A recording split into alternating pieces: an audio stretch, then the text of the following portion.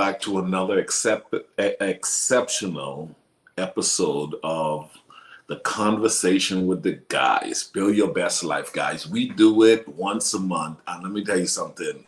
These guys are the guys, all right? These are the men you want to sit down with and talk. You know, oftentimes people go to the barbershop. Two of us are here, two of us don't. Okay, so we're not doing barbershop.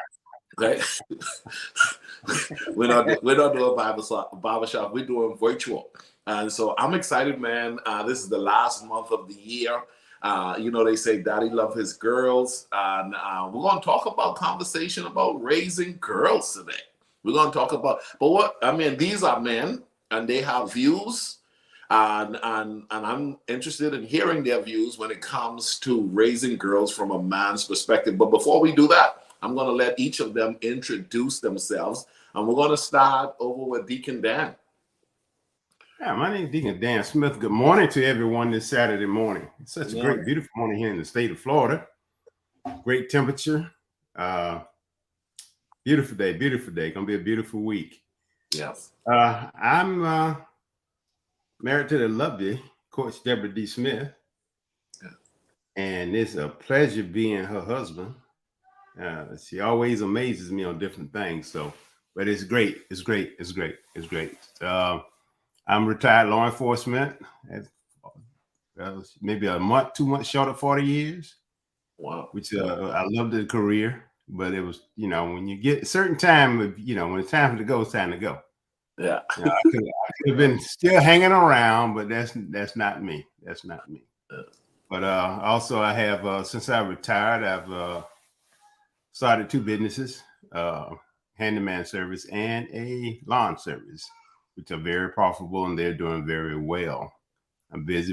And then I am the chairman of the deacon board at my church, which is the Bishop John Eric Guns, who's my bishop and pastor.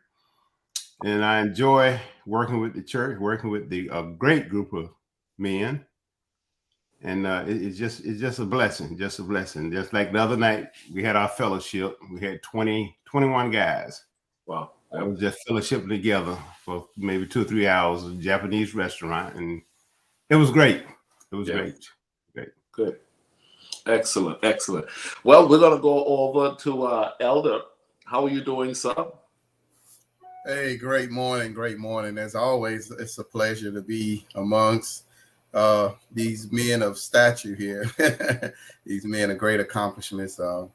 But I'm Joseph Levette, Elder Joseph Levette, I guess. And currently I'm married to Tony Levette. We have 3 daughters and 1 son. So this conversation is going to be very good for me today.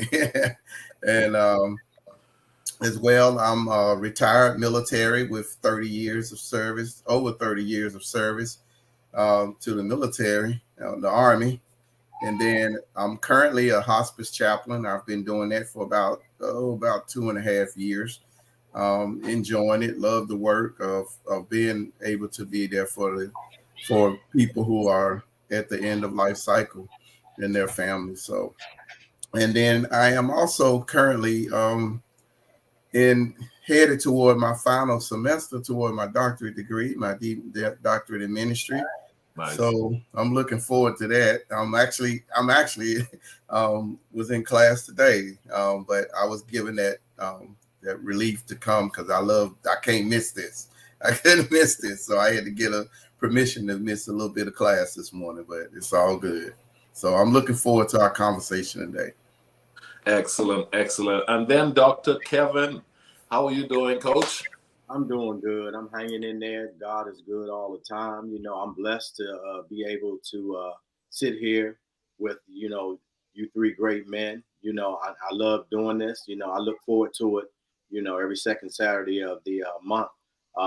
My name is Coach Dr. Kevin Wilbon. You know, I'm up here in Waldorf, Maryland. And, you know, I am an athletic coach. You know, I'm also, you know, an author, you know, 4 books. You know, I'm a military veteran, 24 years retired, logistics NCO when I was in the military. I'm also an educator and a motivational speaker as well. And I've been out here, you know, coaching and mentoring young men and young ladies for over, I want to say close to 30 years. So, doing this podcast with you all, is right up my alley and something that, I like to do. I'm also married. I have 3 boys.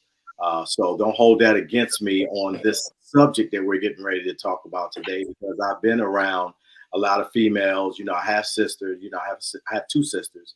And not only that, when I coach, a lot of females and not only males. So, I've, not that I've raised them, but I've been around them. So this will be a conversation that will be of importance as well, not only for young men, but for females as well. Excellent. Well, guys, we're going to dive right in, and we're going to huddle in with this talk. And so I'm interested in hearing your views, because there are a lot of people. This platform focuses a lot on helping mothers with sons, more specifically, and its founder, her passion is to help young men. Now, the goal here today is for us men to talk about this perspective that we find in our society very seldomly is talked about. And maybe somebody can extract a wisdom point that we share, and really a mother can extract a point, a father can extract a point. At the end of the day, it's to enlighten and encourage and to inspire. So the whole term, is it easier to raise daughters versus sons? I have a 20-year-old and I have an 11-year-old, and I'm interested in hearing you guys' view. Which is easier, even looking out from outside perspective? All views are welcome. We're gonna let you guys just jump right in, and let's have this talk out about this point. Who wants to start us off? I think. Go ahead. You can Smith. You go ahead. No, you go ahead. Go ahead. No, go ahead. I'm I was getting ready to say for my man, Mr. Levitt up there, to go ahead, because you got how many girls? 3. See, I was going to start with him first.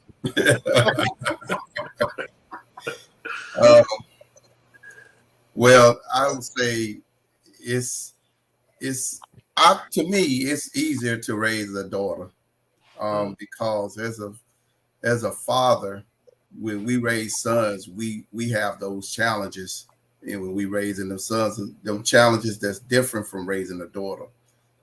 So I think raising a daughter is, for a father, it's like you're able to be that example for her of what she should end up looking for in a man. And so I think it's for me, I would say it's easier. I think it's been easier. I know with my son, it was some moments, it's some moments, when I had to snatch him a couple times. But with the girls, we more loving and more, we soft hearts with our girls. So, but it is a little easier. But it's tough now. It's that sometimes it's about equal. I think in today's world, it's more equal. So I will start off with that. I'll share some more later. Levette, let me throw this out there then. Let me see what your thoughts on this, having raised Anna is raising 3 girls. A lot of times they say, we're just, from a man's perspective, we're protecting, leading, and guiding them. From a boy's perspective, we're trying to build him. So Right. Hey, get yourself up, boy. So he looking back like, well, hey man, I'm you too, Hey, listen, I'm a man. Do you think there's any disparities between the whole fact of I'm gonna protect them, but I need to raise him? Do you think that view plays anything into the button heads that fathers have with sons? Oh yeah, I believe that play a significant part, because we have to be. We don't want to build our women to be, super strength, Yeah. but we want to build our young men to be the same thing, to be protectors over their daughters. Yeah. And with our daughters, we want to show them how they should be protected. And even when they're married, they still should be covered and protected by the man that they become with. So yeah, it's very important. I think it's very important, and it's very significant that we have that more gentle, softer nature in dealing with women. because also when girls, they're emotional. They're more emotional beings, and because of them being emotional beings, we have to be able to work with their emotions and work and make sure that we're giving them what they need while not overwhelming them. With boys, we got to be tough, and we got to be able to show them this is what it's like to be a man, to get up and go to work and do the things you need to do to take care of your family. So, Dr. Coach Kevin, when you're out there training and you're working with all of these young women from all of the different ages and just being a man in your home, what's your view on how do you bring it when it comes to girls versus boys and how they are raised? Okay, when it comes to that, it's a little different because with the guys, just like Deacon Levitt, is that right? He's muted. Elder, but that's fine. I was a deacon before. I always tell Deacon Dan, I'm always a deacon. Okay, Elder Levitt. It is different because you do tend to go harder on young men than you do on young females. And my thing is, my perceptive of doing that is that when I deal with young ladies versus the young men, it seems like the young ladies are more in line than the young men. They're more focused, they're more driven. And, it seems like for men, they think that it's naturally whatever we're doing, comes to them naturally. And for a female, they're out there trying to prove a point that, we're just as good as these guys are and we can do everything that they do. So, when it's time for me to get on, someone for not doing anything, it tends to be a little bit different. You tend to watch how you talk to them. You tend to, pull them to the side and, I don't want to say caress or, be more gentle with them or whatever, but that's what you tend to do, versus a guy. With the guys, man, you can go off on them. You know what I'm saying? You can be like, hey, boom, boom, boom. Go ahead. What was you going to say? I'm going to ask you this, Coach Wilborn. If that's the case, do you think the buckling, I'm challenging you guys today, do you think that kickback from the guys on the field, Coach, yeah, we hear what you say, but, I'm a young man too. Don't watch how you talking to me. I mean, they can't say that to you, but sometimes they feel that same way, right? And then the women, that authoritative respect of a man / father / leader. Do you think that submissive spirit to, okay, Coach, what do you need me to do? Do you think the bow submissionness comes from a girl a little bit more to the man than that of the man talking down to the boy from a coach perspective? Yeah, I do. I really do think that.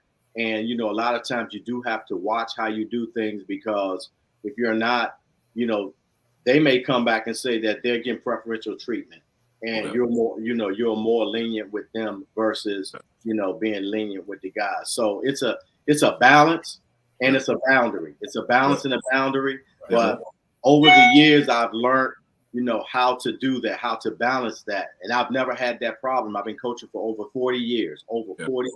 I've never had a complaint, and you get those now, especially in sports. Everybody always complaining about, you're not treating my son or my daughter fair in the whole 9 yards. I've never had that problem at all. So it is a balance, but I do watch how I talk to both genders, female and male. Yeah. Like I said, you can pretty much tell who you can really, press the envelope with or, or talk a little bit firmer with versus people that you can't, because you got guys that you can't do that with them either. You can't, you gotta watch how you talk to them, so yeah, it's a challenge, but I've dealt with that. And I think that, dealing with females as far as sports versus guys, as far as sports, the females are more easier to coach and to get along with. That's how I feel. I know working in the locker room, I went through this subject matter off with you, Coach Wilborn, and talk about Deion Sanders and his the way he talks, and he just made a big decision, and that could be a whole nother talk. Let's go over to Deacon Dan. How are you doing, sir? What's your view? Daughters versus sons. I am great. Well, I've had the opportunity to, before I even had a daughter, raise two nieces. Okay. My sister, she was in college. She'd stand on the beach and she'd come drop them off to me. So I had to feed them. You know, they'd be dressed, but I had to take them over to my grandmother's to so she could keep them while they're in school. And you know, like I say, my niece is there in their 50s, and my daughter, she's in her 40s. So I think really in raising a daughter was you just have to, as they say, watch what you say or how you talk to her. Because what I'm looking for is whatever when she become a wife or get her boyfriend, then this is what she's looking at. She can look at her father and say, "Oh, my father don't do this. My father didn't do that." Yeah. And you know, one of my mama's pet peeve: you do not hit your kids in the face. Okay. So, like I tell my daughter, "Hey, no, man, don't put his hand in your face."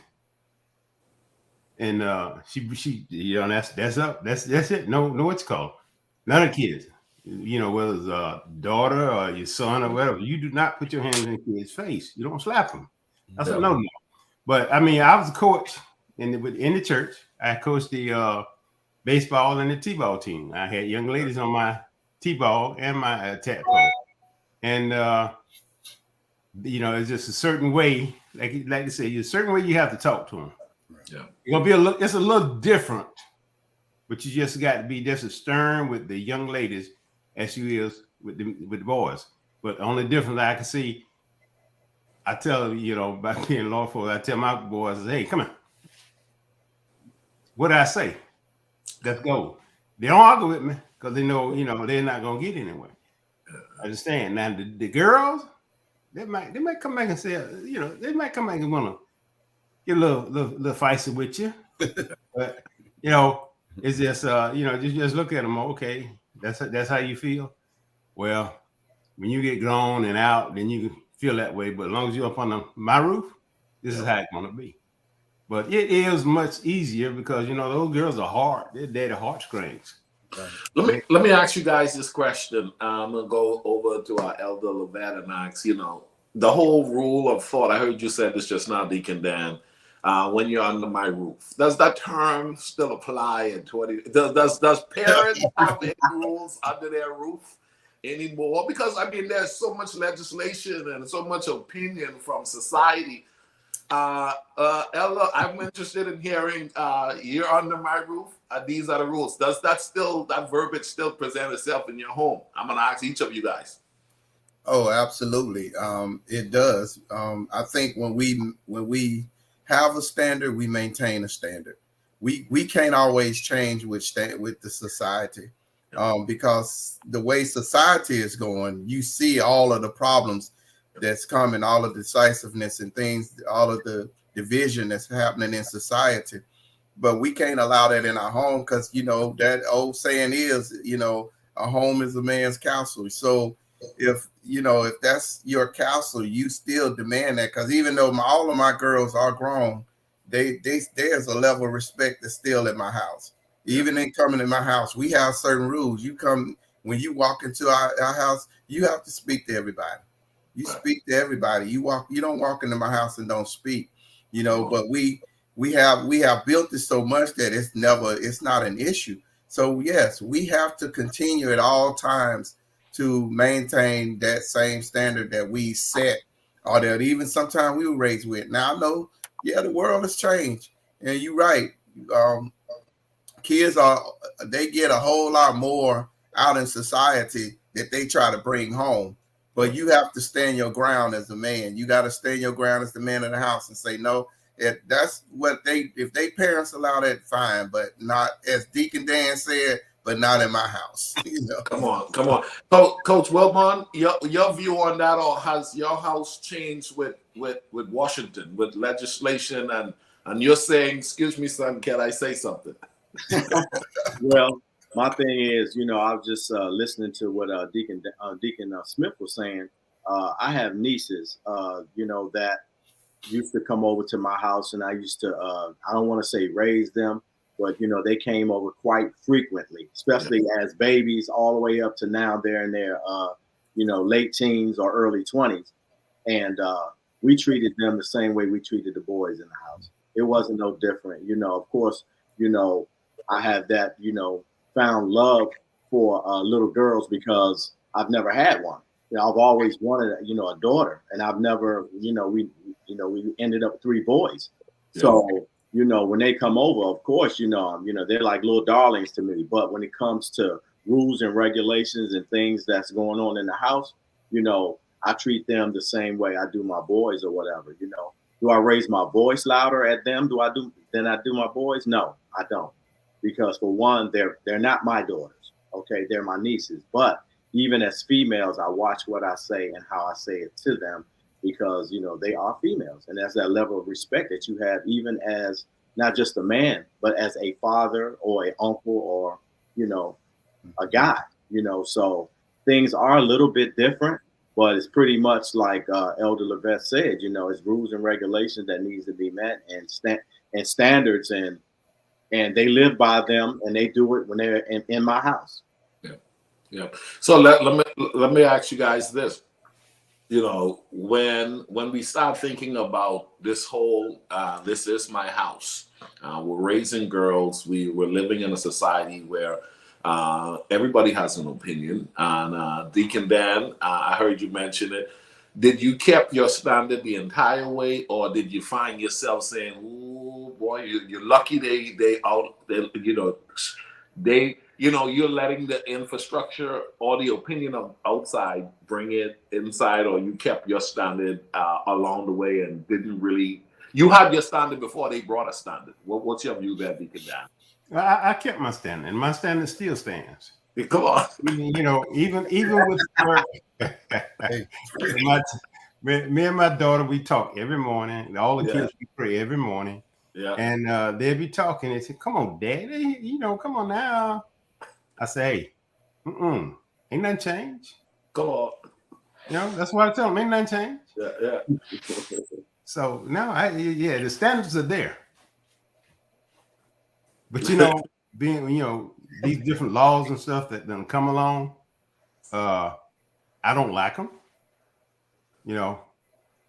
A lot of things that they change, I don't agree with it. Okay. But that's my personal opinion. But yep. But me being raised by my mom and my dad. Well, my dad worked 2 jobs, so he was gone day and night. But their mom had a sturdy hand. Yep. So hey, the standards don't change; they stay there. Standard didn't change. That's awesome. Sure. Let me ask you guys this: when it comes to raising daughters, we're talking about being strict or lenient. You got that position where do you feel as though you've been too strict, or you've been, even as an uncle, even as a coach, even as a man, or you find yourself being too lenient and come on, let's just go ahead, just go get ice cream. Let's let her get the remote. But how come she get the remote? How come I can't get the remote? I'm the boy, but why she got to get the remote? What's your view there? Let's start back again with Elder Levesque. I think you have to have a balance. You have to have a balance. I tended to be more stricter on my son. And I think Coach alluded to it earlier. He talked about how, when you have the girl and watching how you talk to them, because they very sensitive, and you have to be able to still communicate with them to a level that they really gonna hear you. Whereas sometimes with a son, you got to be really strict, because you can say, "Go sit down," and they'll just go stand by the couch. But no, you said sit down. So that's the difference. Now you have to be strict with girls at times because girls are known, and I'm sure Deacon Dan can attest to this, but they know sometimes to pop off at the mouth. So that's where your strictness got to come in, and they'll do it most times to your wife. They'll do it to their mom.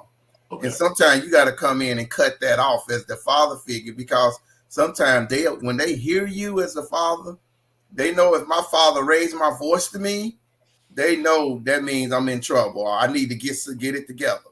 So I think you just have a good balance there.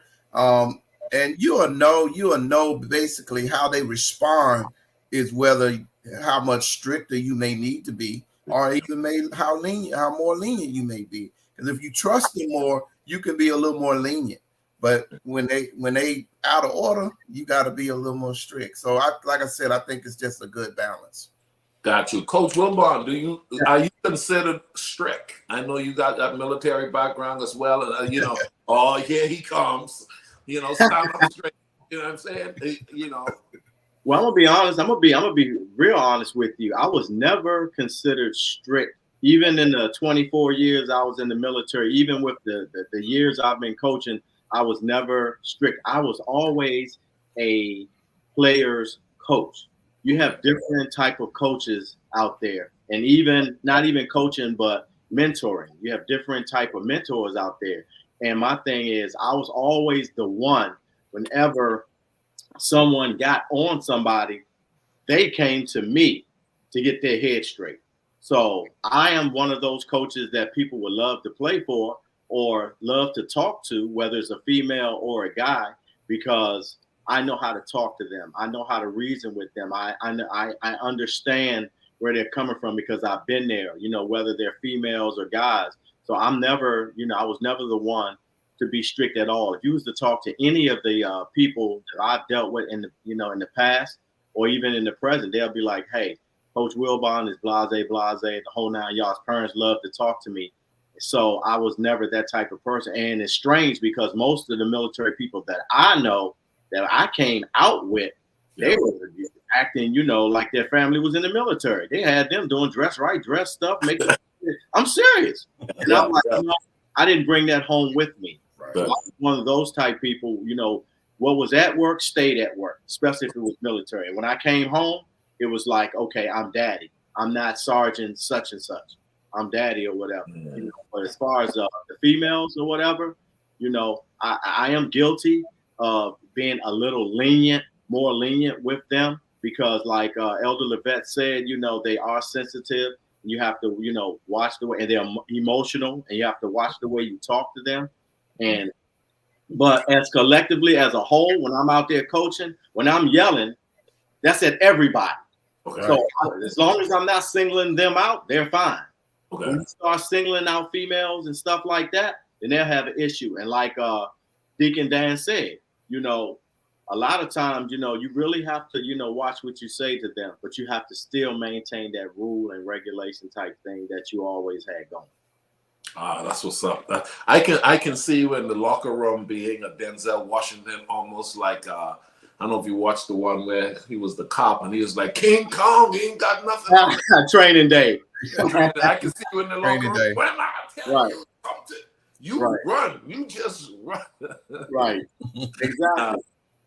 I have my ways. I mean, a lot of times, people get on your nerve, whether it's a female or a guy, they get on your nerve, but you still have to watch, what you say and, and watch what you do. And my thing is, if you, in order to treat people fairly, you say everybody.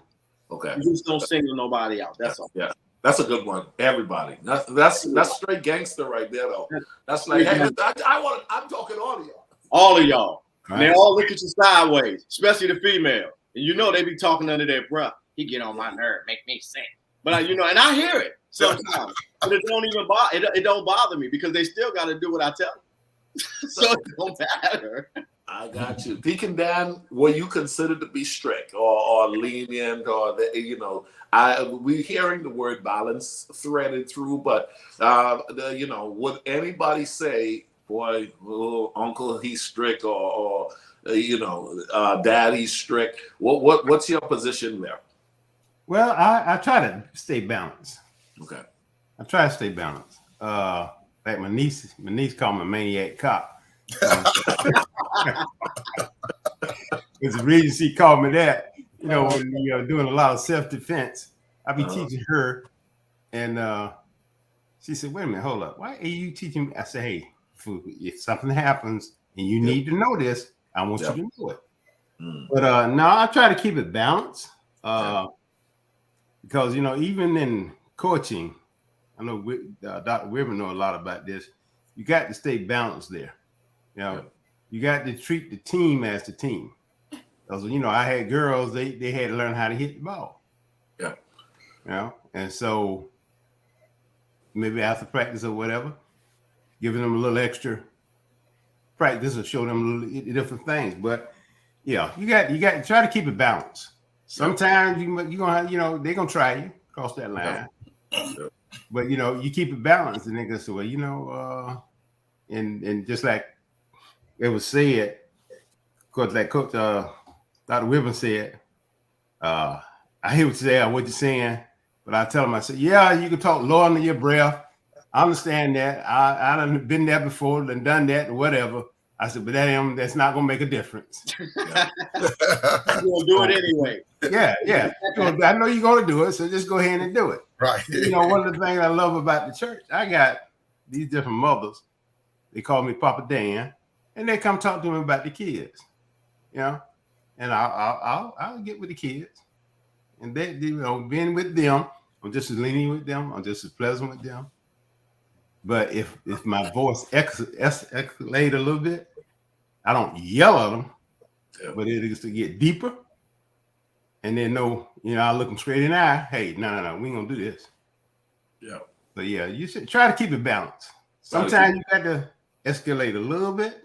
Yeah. Keep it balanced. Nice. Let's go here with this, guys. That embarrassing conversation when it comes to raising girls and working with girls. You're like, oh Lord, I gotta talk about this stuff. I have 3 sisters too. I grew up. I didn't want to talk about nothing. I got a daughter now. My wife got all this stuff, and so I'm gonna go back over here to Ella Levette. I mean, come on. You got these embarrassing conversations. Okay, did that boy just kiss you? How we need to talk. Can you talk? How comfortable have you been with those embarrassing conversations, or do you consider anything to be embarrassing conversations? Well, one thing I have always told my daughters is, you can come talk to me about anything. Good. I'm open to that, because if it's something that I feel that needs to be addressed more about their mother or my wife, then I would direct them there, or I will bring her into it. Yeah. Because the embarrassing one, of course, and all men have that embarrassing when it comes to talking about menstrual cycles. Yeah. They come and tell you that, hey, something going on, and you like, okay, Yeah. I don't know how to talk about this. Yeah. I mean, and I done had that happen before while their mom was out of town. Yeah. And one of them that time came for the first time, and that was embarrassing, because now too, I got to go to the store. We got to go to the store and get what she need. I don't know what to get. So we kind of talk to mom, what do we need to get? And she out of town, can't help. And then, because they always got to have that conversation about what that mean and how it goes. And that was probably like that's probably the most embarrassing conversation. But anything else is open game, even if it comes down to sex and things like that, because they have to always know how they should be treated, in all aspects of their life. In every area of their life, they need to know how they ought to be treated, and they need to know what mistreatment is versus what is proper treatment. So I'm open. I'm not embarrassed by any. And let me tell you, my girls, man, they will bring up anything around me. And sometimes I'll say to them, I'll be like, I'm here. Y'all don't hear me sitting here. Y'all don't see me sitting right here, but they know, even though I joke with them like that, that's why they comfortable in being there. And we need to make sure that our daughters are comfortable. Because if we embarrassed about talking about certain things, then they're not going to be comfortable coming to you with certain things. Because sometimes they don't want to go talk to mama first. Right. They know daddy is like, and sometimes because they need that reassurance that sometimes only fathers can provide to a daughter. Mom going to be like, no, this is what you need to do. This is what you did wrong. But us, we're going to kind of listen, be a little soft. And because they're gonna pull on them soft, as Deacon Dan said, they're gonna pull on them heartstrings and get us where they want to. So I think I'm not embarrassed. I'm it's nothing. It's just when we had those conversations. That's good stuff. That's good stuff. Years ago, I remember, having grown up in the inner city of Nassau in the Bahamas, and I remember dating this girl, and she had like 4 sisters, and they were all like a year apart. And so for our neighborhood, this is the house to go to, man. It's like, hey, them sisters, man, they were beautiful girls. And I remember a number of guys would have said they talked to the girls, or what we would call date the girls. But I remember when we all left high school and everybody started to disperse, we were standing under the basketball court talking about the neighborhood, and everybody, one of the girls was walking past, and they said, man, had any of y'all been anywhere with them girls? Just guy talk, like, had anybody made headway? And all the guys were honest and say, you know what, crazy thing, man, I was this close, but nothing ever happened. So fast forward 10 years later, one of the girls worked in the bank, and I'm in the bank, and she's like, hey, Ricardo, congratulations on what you're doing with young people, because my life had changed at this point. And she said, we were talking, and she said, boy, the street days, blah, blah, blah. And she remembered my street days. You were a problem boy, blah, blah, blah. I said, let me ask you a question. Can I ask you a question? How come you guys were so nice or open to talking to guys from the street, but none of the brothers got anywhere? I was like, all of them said that they didn't get anywhere. and this is what she said. She said the thing about it was, our dad and us had such great conversations at the dinner table. He would tell us everything that y'all were about to try. And then we would actually talk about how y'all tried. And we would laugh and had a hoot of a time, because our dinner tables were about our experiences at school with boys most of the time. And it prepared us to really respond good to boys. When we talk about a lot of men not being that comfortable, let's go to Deacon Dan. What's your view there on embarrassing conversations? Well, I guess I'm like Levette. They'll talk to me about anything, with certain things that I don't have a whole lot of knowledge about. Right. You need to talk to your mama about that a little bit more. But that's how it was. That's how the conversation was. I mean, for the conversation, they would come. My daughter, my niece, the same way. They'll come and talk to me about anything. Yeah. But when it comes down to physically about their bodies and whatever, I said, talk to your mom. But it's something that's, if you got to go way deep, that's what you got to go to your mom. Yeah, right. Yeah. She's built the same way God built her, the same way He built you. So you go to your mama, she'll tell you more about that. So one of the things, ladies and gentlemen, for those of you guys that are watching, this is a monthly conversation with guys, and I want you to capture something that you're seeing that is being commonly thread through this talk: open dialogue, the need for us to talk, and we're zoning in on the relationship with fathers and their daughters. But the truth is, you need to have open conversation dialogue with your children, be it male or female. Let's go to Coach Wilbur. Your view on uncomfortable conversation, be it parents or even as coach. Sometimes you be like, oh, I'm gonna need to have somebody come and talk to this, or have you been comfortable in talking to whatever subject you needed to talk about over the years? Well, the thing with that is I also, too, had an episode like Elder Levette was talking about, when a girl came on her menstrual cycle during practice. And normally and at all times, I have female assistant coaches, no matter what I do. I always have female. I have 2 now with my varsity girls track team. I have 2 female coaches. So that alleviates a lot of stuff that I would have to endure or hear or have to talk to about females, because I can send them to them. Yeah. But when I did not have female coaches, those embarrassing conversations, would come up. But what I would do, that is because I am not the father or whatever, and I'm just the coach. I would, whenever they came to me with a sensitive situation or wanted to talk to me about that, that's when I would have to make that phone call to the parent and have the parent, come and, talk to them, because that wasn't not my lane. To be able to do that as a coach.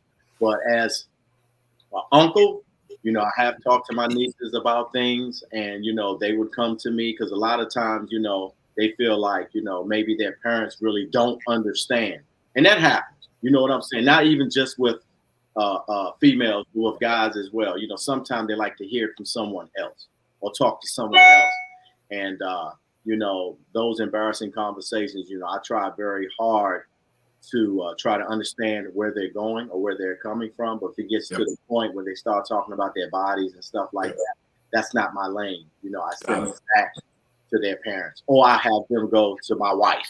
Got it. Talk to her. So, let's talk about this. It's close enough to what we're talking about right now.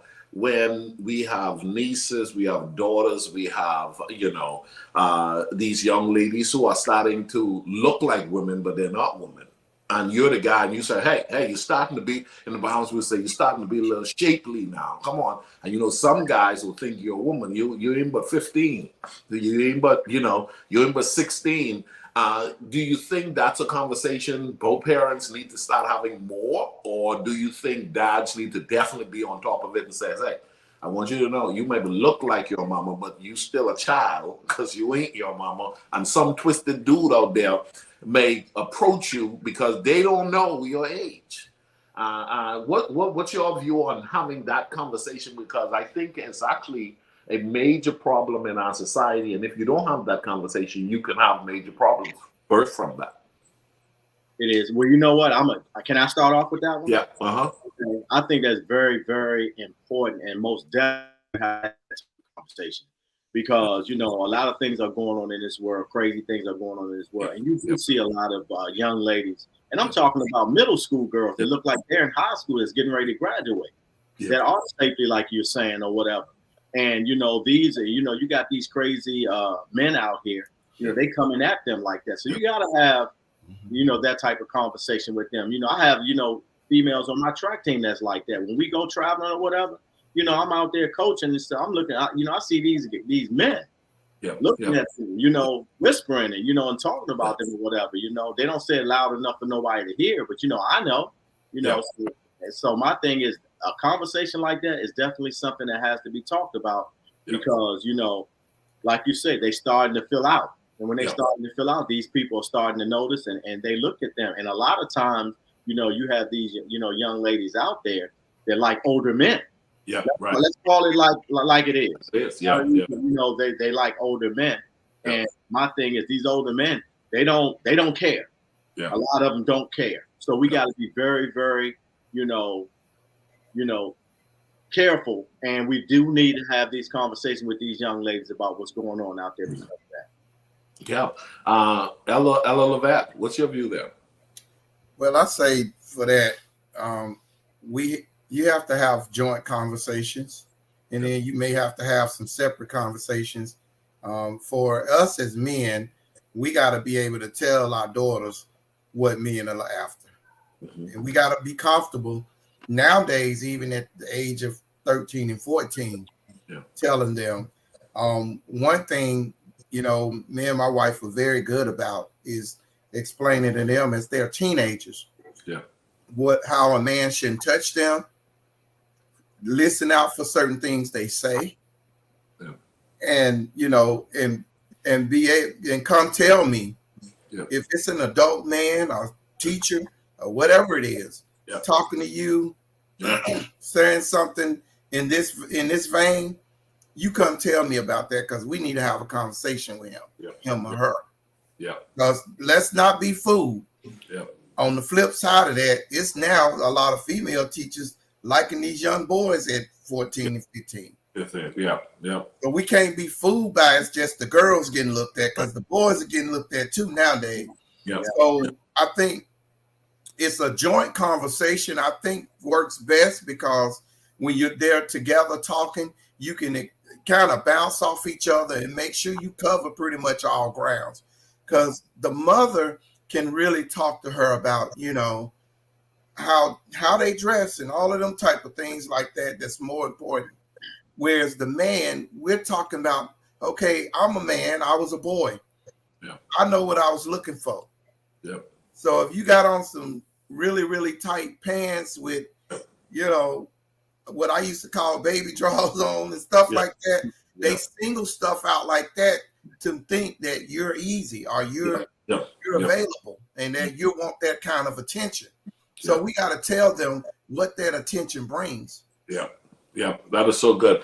Hey guys, let's dive into this because I feel as though somebody's watching and they want to know. When we talk about the whole concept of what age is it okay for a daughter to date, you know, we oh man, it's so variable.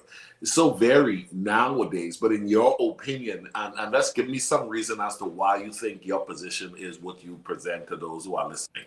We're going to go ahead and Deacon Dan, you want to start us off on a quick view on dating age for females? I believe dating age for female, I'm going to say 16. You know, I don't think they should date younger than that. They might think they should, but and then you know, even when at 16, you give them your guidelines in doing their dating. You know, the time wise, you know, what time you need to be in. And I got to meet your friend. We're gonna sit down and we're gonna talk. I used to scare him. I said, I take him outside and I shoot right in front of the leg and I let him know this is what's gonna happen to you. It's gonna happen to my daughter. That's right. I mean, I had them that way. Matter of fact, let me stop that. I did it one time, but anyway. But yeah, I think 16 is a good age. Okay. A young lady to start dating, and then you got as a father, you got to have a guideline of telling her what time you got to be in. You need to let the fellow know what time he needs to be there. And you know I don't want to back up just a little bit. The fellows used to get mad with me because I tell my daughters, my nieces, or whatever, hey, man, say I love you. Hey, just tell him, hey, my uncle love me, my daddy love me. You know, they don't give you no special privilege. Right. That's so good. That is so good. Because we've never, and that's important. What you just said is super important because a lot of times when we hear the term love, we're like, oh, Lord, okay. And I think going back to what Coach Wilbon mentioned a lot earlier about a lot of these young ladies being attracted to older guys. I don't think it's only being attracted to older guys, but I think oftentimes it's the words that they speak that they've never heard. Right. And now they're getting this comfort that they should have gotten before that, hey, love is not a word that's foreign to me. So I'm not blown away that you said you love. As a matter of fact, you can't love me because you don't even know me, right? There you go. There you go. Coach Wilbon, what's your view there on this dating age? Well, you know what? Just like Deacon Dan said, you know, 16 would be good. I think that would be a good age. You know, if I had a daughter, you know, that's what I would, you know, allow her to date.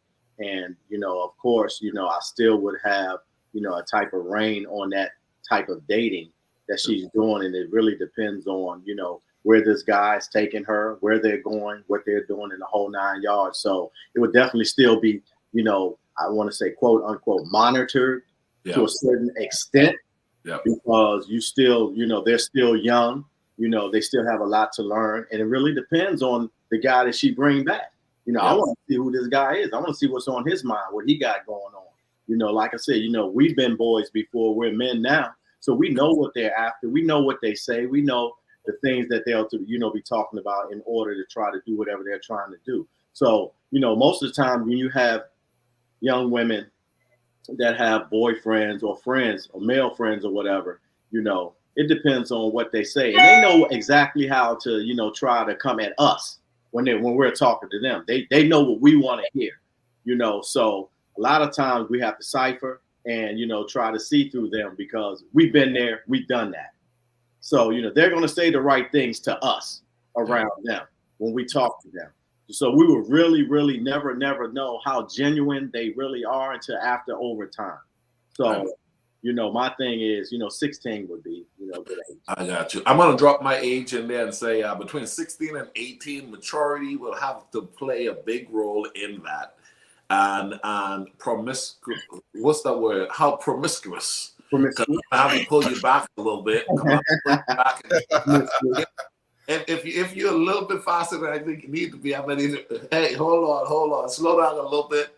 and your time is coming to enjoy life in that of having a relationship. Ella, what's your view? What's the age? Hey, I agree with Coach Dr. Will Barn and Deacon Dan. I agree. 16 is a probably appropriate age, and with monitoring, of course, with monitoring. And one thing we used to stress to our girls, dating don't mean sex. Right. You got to be clear in your expectations on what dating is. They have to be clear in their expectations of what dating is, and not only clear with the expectations with your daughter, but clear with your expectations from that young man. Yeah, you got to let them know. And we always made it a business. I want to know who your parents are. Yeah. Yep. Because when it comes a time, we need to have a conversation because of things. We need to both be watching. Yeah. That way, if we see something on one side or the other, we need to be able to talk about that as parents. So we're, as parents, guiding that relationship. We need to guide that relationship where it's going or not going. Yeah. Because a lot of times it's just a little puppy love. That first guy that started liking them, or that first girl that started liking them. That's what it is. It starts out there, just a little puppy love. But we got to guide it just so it don't become something that it's not, that it shouldn't be. So good. So good. Well said, gentlemen. Listen, guys, closing remarks. Okay, I would like to hear what advice would you give daughters about young men? I mean, this is your closing remark. Bring it home. Daughters about young men. We are men. This is our view. And present it to them. There are mothers are watching. There are mothers watching. Fathers are watching. Families are watching. What's your closing view on today's talk? Let's start with Deacon Dan. Daughters about young men. You need, you sit down and you talk to the daughter like, hey, first conversation, how have your daddy treated you? Have I disrespected you in any way? So you see what's in me as a man. I want you to see what's in them as a young man or a boyfriend. So there, you got to have the expectation of a young man. He got to be respectful, not only to you, but to his parents and your parents. And then he got to have, I put it like this, he got to have his head on right. Right. Because if he looking for one thing, don't mess with him. Yeah. Going down the wrong avenue.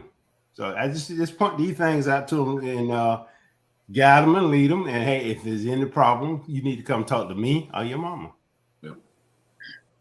So we can make sure we don't want to call it. But it's just it. I mean, that's why I say girls are precious to fathers, because you give them the right guidance. And you could tell them everything about a young man. Even say like this. Excuse me. You might look good and all this and this and that, and they tell you, I like what I see, I love what I see, and I said, but that's not it. Yeah. I said, what are you doing? You becoming a young, mature young lady. You got a goal. Yep. Make sure you stick with your goal. Don't worry about a man. A man ain't your goal. Wow.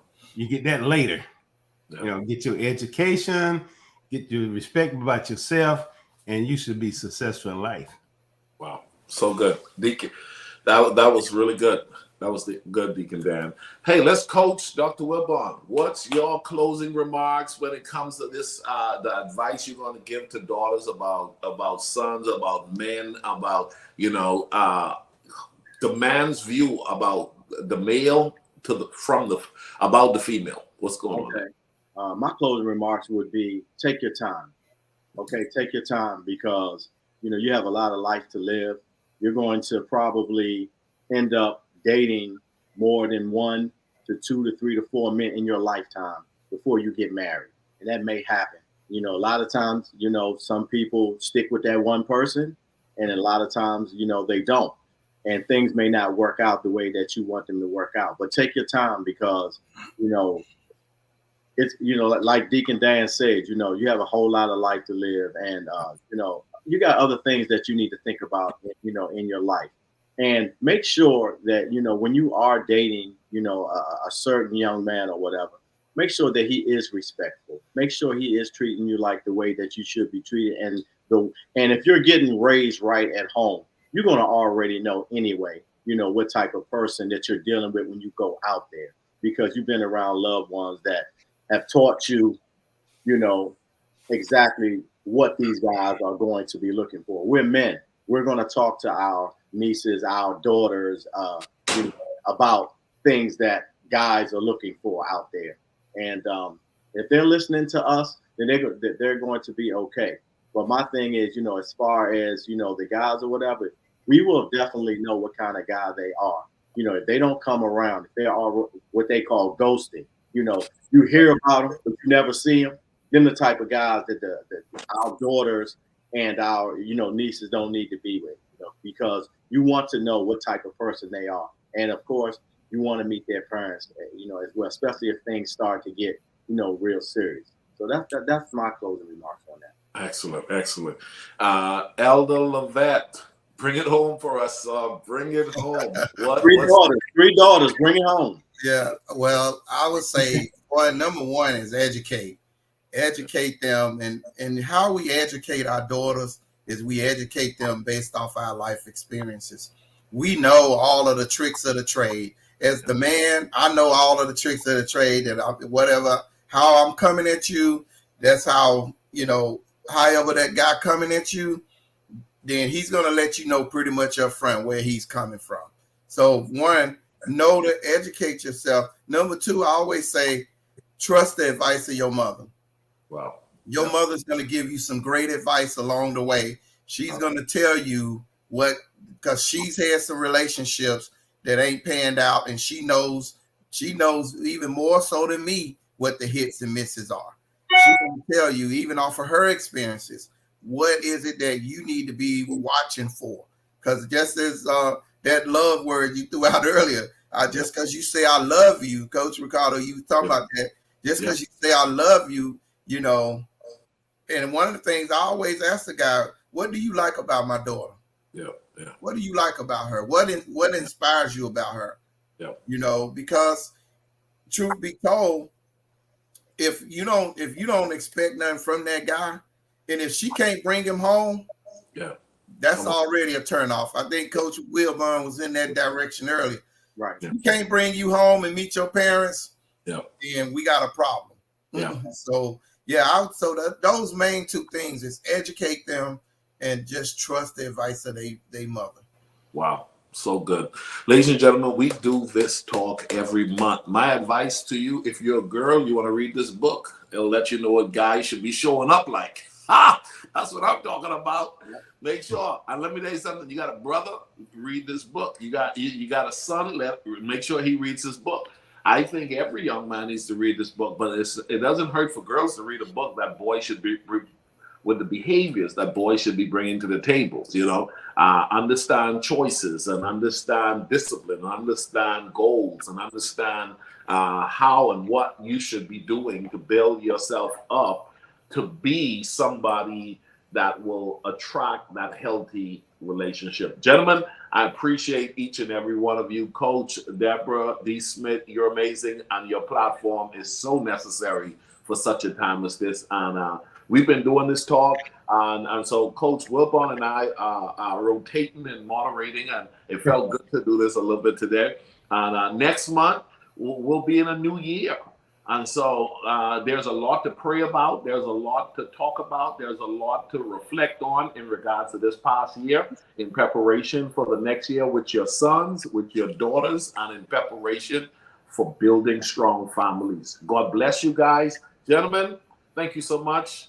This has been a great year. Yes, it has. Thank you, guys. Love you guys, and look forward to seeing you guys again in 2023. 2023. You know, we need to make say 2023. We need to meet each other in person. I know. The only one I had met is Ricardo. I got to meet you. Ricardo is it's hard to keep up with him. If I met Ricardo, I'm gonna have to catch him in the Bahamas somewhere. Yeah. Hey, you know, I'm doing a cruise next year. I really want to invite you guys to join us. So we're gonna do a Bahamas trip next year, and I'm believing God to be able to meet you guys. And I'm coming to Florida too. I'm gonna pop into Jacksonville and do something around that area. I have some plans. Coach Deborah surprised me too much. So Deacon Dan, I'm gonna talk to you. Let's split it. Okay. Yeah. Well, ladies and gentlemen, this has been a great talk. We love and appreciate you all. Share this conversation with someone. Follow the page. Go to the website. Connect with the platform. Don't forget to get the book. And once again, it's your responsibility to have a conversation with your sons, with your daughters, and build a life that God could be glorified through. God bless you guys. Thank you. All right, take care. Bless you.